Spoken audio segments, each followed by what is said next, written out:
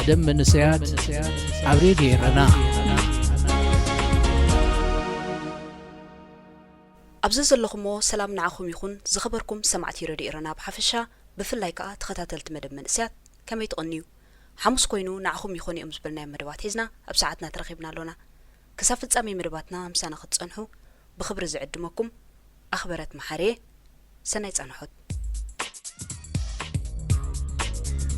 مدام منسيات عبريدي رنا ناي معلت سوقات بيران ستلنا 10 سنة كلتشحن 20 كلتن ناب حدا متعابيتي تليفون دويلة وعوا عبز بزحو خبابي نيروس كسمعي كالكون سلازغونه كابتو وعوا تاريخو كزار بنفتينو وطيكا خازل خمسلني حاتيتيو هو ابغال وطينا لنا مس غله سبات غير منبر نعرفت غزي دا ترخيبهم سبات زرخب هو لومي سرحكون انت دا سوني مدر سرحي نبرك عندي انتي رسيكي ديخي لو مكو 10 سنه معلت سوقات رسعيو دي ايرسعكون كي رغاغصه كوقسن جميرو ابي ابعلكم ودا نسخاتكم ك نحنا دا بحد بارك بعلنايو اشحت سبات تاكيبنا وعلنا امو انتي دا غيركم شمعه ولعنا بعبي اخال بزح مدبات نيرو ابز عدي عمت معلت سوقات بخبز بلسنا سرعتي تخبر مس مسيخ مس قلن فلطم سبات تاكيبنا بيران ستلنا كاب تاكيبكم توعلس زا معلت زي اسريحكم زاتخم ماتاوي نتوم زحدغوم سدرا بيتهم وي وندقوم وي ونخالوت صقومات انت توفيو زيادات معنتاي محلون تبل حاتيتي نمتعبيتي حوس قلد حويسه نمعلت سوقات كندو متدافري نمعلت سوقات كندو مدفاري انها تمعتني امعلت سوقات كنسرح انتي استقوم مخان كميديز قبركي حاتيتني قال مقدنا نادي جنكم معلت سوقات مخنيكم بيرات ستي لكم ازكم مستودي مليس لي معلت سوقات كبيرة مستيقن مسرح زيادة ترقم مهابو بمبال سنو مقتاوي بزخونا حساب كبدهو فتينة نتوم ناشت مهدسيات بفلايكا نتوم بسدت زولدو ات تاريخ كم حلال فلوم كم زلوون ات متأخخاب اقداس مخانون متعابيتي كرد ان فتينو معلت سوقات يخون كالو التاريخوين معلتات نمخبارو من زي مخبارو من زبل وي حق انيا ترقمهم انتايو كتعات كاب زلعال عمتات تقصيرولو بؤمت انكا كبر سوقات املكت حتو خاتو يرألو كابز حلف زبلو جن اتو معلت سوقات زخبرو لكع كم زمتعابيتي كما يجيرو من نمنتا علامان يبعلوو فتسيمو زي ردو مخانيو سوقات بسمت راح كخبرو خمزلوم يمزحسبو اتمتعابيتي نولد ولدو كسغاغرو خمزلوم مسنغرني زحتت كو حتو انتنيرو نولاتكا كندز سوقات استخفلو هاجر علاتنا سوقات هاجرنا صخ غبريوم تسويوم مسبلكايو وما كندز استخفل الله هاجر علاتنا خبلكا دا ابسدت انتي نغبرالونا إيلو انت حاتيتكاس انتي كتملسو لي خازبلي نيرو اتوم كان بعالزمه تعبيتي زامسلو سبات نزحتو زي كابكم ملسو قال مقدي كناديو قلهم كم امنت متعابيتي اما علت سوقات نسدرا سوقات سلد خواتصا كم زلو ويو اتسلدي ابي اتيو نزبحالجن لكع كم وباء كم زحسبون ابي اتيو بزي قدس بسمهم كواصو خم زلوم طرحيو كبدها نفتينو مسواتي كم مخفال زعب فقري كاتو يلبون دق سبات ابغون نسدرهم كنورو زهارفو ولودات وليدوم ولادهم حبحبهم كعبيو زبهقو منسيات حليمهم تليمهم كم مهارون كنقحن زهنت ايو سب حلمي قويوم كيتسقبو متكاتا زي بالله هوتهم نخلو حشومتان كفيلوما سلازخونه خا مسواتهم كينيو معلت سوقات الكاز خبر معلتيو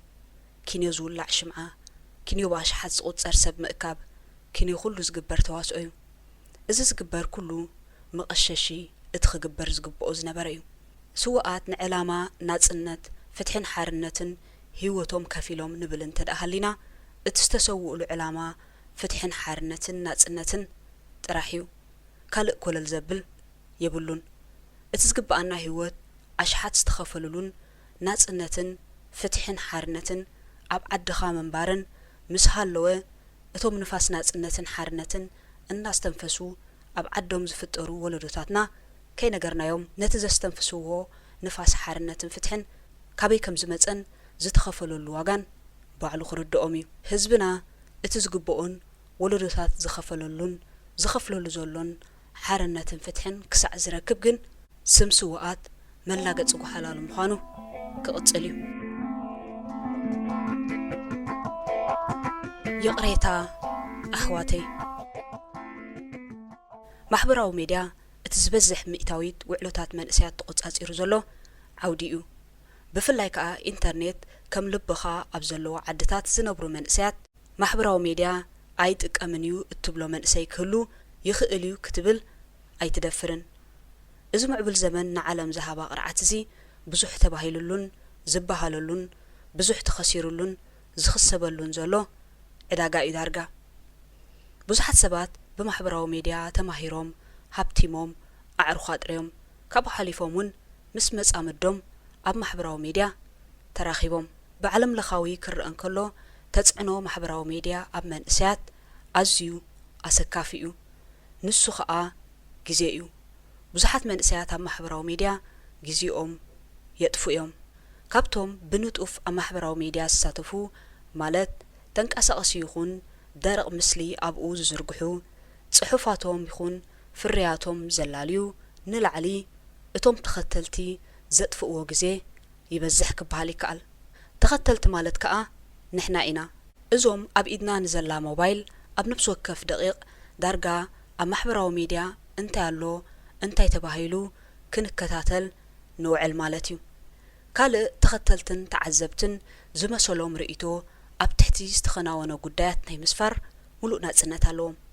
እንታይን ብኸመይን ኢኻ ክትብል ደሊኻ ብዘየገድስ ዝመጸልካን ዝደለኻዮን ትብል ገሊኡ ንኸተንብቦውን ግንብንብ ዝብለካ ጸርፍን ዘለፋን ካብኡ ሓሊፉ ከዓ ምንእኣስን ምንሻውን እዩ ንሎምስከ ገለ ብዛዕባ ንደቂ ኣንስትዮ ዝወርድ ጸርፍታትን ዘለፋታትን ክርኢ ኣብ ዝሓለፈ ዋርሕ ተዋሳኢት መረብ እስጢፋኖስ ናይ ፍቕሪ ህይወታ ወግዓዊ ጌራቶ ከም መቐጸልትኡ ድማ ምስ መጻምዳን ከላ ዝተሰኣለቶም ስእልታት ኣብ ማሕበራዊ ሚድያ ተዘርጊሖም ብዙሓት ሰባት ብዛዕባ መረብን መጻምዳን ኣሉታዊ ርእይቶታት ሂቦም እዚ ከዓ ኣካለቲ ኣብ ልዕሊ ደቂ ኣንስትዮ ዝግበር ኣድልዎ ማለት እዩ መረብን ሕጽያን ስእሎም እምበር ዕድሚኦም ኣብ ማሕበራዊ ሚድያ ይዘርግሕዎን ብዙሕ ሰብ ግን መረብ ንሕጽያ ኣዝያ ብዕድመ ከም ትበልጾን ውላዳ ዝኣክል ከም ዝኾነን እዩ ተዛሪቡን ተሳሊቑን ወላ እኳ ተዓብዮ ድያ ኣይተዓብዮን ዝተረጋገጸ ነገር እንተዘየለ ወላ እንተዓበየቶ ግን እንታይ እዩ ትጸገም መረብ ትኹን ካልኦት ደቂ ኣንስትዮ ብዕድመ ዝንእሰን ከይምርዓዋ ኢሉ ዝሓገገ ኣካል ኣሎ ድዩ ንምንታይ እዩ በዚ ኸምዚ ሞራል ናይ ደቂ ኣንስትዮ ክትንከፍን ክወድቕን ዝድለ ወዲ 45 ዓመት ዝኸውን ሰብኣይ ጓል 22 ዓመት እትኸውን ጓል ኣንስተይቲ ክምርዖ መን ተቃዊሞን ኣላጊጹሉን እዞም ክልተ ሰባት ብሓንሳብ ምዃኖም ሕጉሳትን ፍቑራትን ክሳዕ ዝኾኑ ንመን ይምልከቶ ናብርኦም ከ ካብ ክልቲኦም ሓሊፉ መን ይነብረሎም እቲ ክወሃብ ዝቐነየ ርእይቶታት ክብሪ ጓል ኣንስተይቲ ባይታ ዘዝብጥ እዩ እዚ ማለት ከዓ እቲ ኣደራዕ ኣብ ኣጥራሕ ይዝወርድ ንበልስከ ንሳ ካብኣ ዝንእስ ወዲ እንተተመርዓ ንሳ ትዕጫ ኩሉ ፍጡር ዝኾነ ምውሳኽ ዕድመ ተረሲዑ ኣረጊት እናተባህለት ትዝንጠልን ትዋረድን ዝኾነ ሰብ ንመረብ ይኹን ንኻልእ ጓል ኣንስተይቲ ብፖለቲካዊ መርገፂኣ ወይ እውን ብኻልኦት ንሳት ትገብሮም ነገራት ዘይክሰማማዕ ክእል እዩ ኣብ ውሽጢ ናይ ውልቃ ህይወታን ውሳኔኣን ኣቲኻ ክትፈርድን ንዓኣ ክትነኣእስን ግን ድፍረትን መሰልሰብ ምግፋፍን እዩ ብዓንደ ርእሱ እውን እቲ ካብ ውልቃዊ ህይወት ወጻኢ ዘሎ ርእይቶ ብኽንድኡ ዘለፋን ብጓልነታ ምጽራፍን ምንኣኣስን ናይ ነውርታት ነውሪ እዩ ካልእ ኣብነት ብዙሓት መንእሰያት ምስ ኤርትራውያን ዘይኮኑ ወዲ ይኹን ጓል ዝምድና ይምስርቱ እዮም ካብኡ ሓሊፎም ከዓ ይወልዱን ይዘምዱን እንተኾነ ግና ብፍሉይ ኣብ ርእስታ ጓል ኣንስተይቲ ዝወርድ ኣደራዕን ጸርፍን ንጸላኢኻ ኣይትምነዮን ንምንታይ እዩ እታ ጓል ከምኡ ክትከውን ከላ ሕስረት ወዲ እንተኾይኑ ድማ ጅግንነት ዝቑጸር ሰብ ካብ እንስሳ ዝፈልዮ ምርጭኡ ምስ ዝፈልጥ ጥራሕ እዩ ኤርትራውያን ይኹን ካልኦት ሰባት ናቶም ናይ ውልቆም ምርጫ ኣለዎም ኤርትራዊት ክንሳ ምስ ካልእ ዜጋ ኤርትራዊ ክንሱ ምስ ካልእ ዜጋ ተመርዕን ተዛሚዱን ከምዚ ዝበሃል ግን ኣብ ዘይምልከተካ ምእታው ጥራሕ እዩ ሃገር ባህሊ ልምዲ ናይ ሓባር ኹን እምበር ምርጫ ግን ናይ ውልቀ ሰባት እዩ ህይወቶም ከምቲ ባህ ዝበሎምን ዝመላኣሎምን ገይሮም ናይ ምምራሕ ሙሉእ መሰል ኣለዎም ኣብ መወዳእታ ኣብ መንጎቲ ኩሉ ኣሉታ ተቐቂራ ዝረኸብናዮ ኣወንታ ከነካፍለኩም ኣብ ቲክቶክ ሓንቲ መንእሰይ ሰኺራ ብቐጥታ ትረአይ ነይራ ንሳ ብዙሕ ምረታን ልቕሶኣን ኣማኢት ሰባት ብቐጥታ ይዕዘብዎ ነይሮም ብዙሕ መስተሰትያ ውንኣ ኣጥፊኣ ስለ ዝነበረት ንሰብ እንታይ ክብለኒ ወይ እውን ነቲ ኣብ ውሽጣ ዝነበረ ስምዒት ናይ በይና ናይ ምግባር ካብ ዓቕማ ንላዕሊ ኮይኑ ነቢሩ እቶም ዝዕዘቡ ዝነበሩ ድማ ናይ ጸርፉ ሕጅ የዝንቡ ዘይእድብቲ ኣዋልድ ሎሚ ተባላሽን ተረፋ ወዳት ንወዲል ክኽንድዝ ትባላሸዊ ወዘተ ኣፎም ዝሃቦም ኢዶም ዝጸሓፎን ኣብኡ ይርአ ይዝንጥሉ የዋርዱ እታ መንእሰይ ንርእይቶኦምን ከተንብብ ትኽእል ኣይነበረትን ብጨናፍራት ንበዓታን ናኸዓወት ትበክእ ጥራሕ ምስኡ ኸዓ ነቶም ናጽነታ ዝገፈፉ ሰባትን ብኣይ ይዛረቡኦም ዝበለቶምን ትጻረፎም እዛ መንእሰይ እትነብሮ ስቓይ ባዕላ ጥራሕ እያ ትፈልጦ ዝሓለፈቶውን ከምኡ እቲ ካብ ርሑቕ ዘስተብል ከዓ ካብ ጥቓንዝኣ ገለ ነገር ከቢድዋ ከም ዘሎ ክርዳእ እኽእል ስለ ዝኾነ ድማ ሓደ መንእሰይ ኣብቲ መዋሃቢ ርእይቶ የቕሬታ ዘንሕዋተይ ብዝብል ጽሑፍ ጀሚሩ ከምዚ ይብል የቕሬታ ዘንሕዋተይ ንስደት መሪሒናክን መጺና ኣብዚ ኸዓ ከነጋፍዓክንን ከነሳቒክንን ንውዕል ኣለና ናይዚ ኩሉ ኮንኩንኦ ዘለኽን ተሓተቲ ንሕና ኣሕዋትክን ኢና ዝብል እዩ እዚ ወዲ ካብ ብሱል ጥረ ነዛ ጽሕፍቲ እዚኣ ጽሒፉ ብርግጽ ከዓ ገለ ነገር ተረዲእዎ ብዓብኡ ከዓ ማሕበራዊ ሓላፍነት ስለ ደቂ ህዝቡ ተሰሚዕዎ ከም ዘሎ የርኤካ ግዳ ሓቂ ሓውን ኣቦን ብዓብኡ ከዓ ሰብኣይካ ከለላን ጽላልን ቤቱን በዓልቲ ቤቱን እዩ እታ ባይታ ዘሎ ሓቂ ግን እዚ ክጥቀስ ዝወዓለ ኣብላልነትን ጸርፍን ዘለፋን ምንኣስን ጥራሕ እዩ መደብ መንስያት ኣብ ሬድዮ ይረና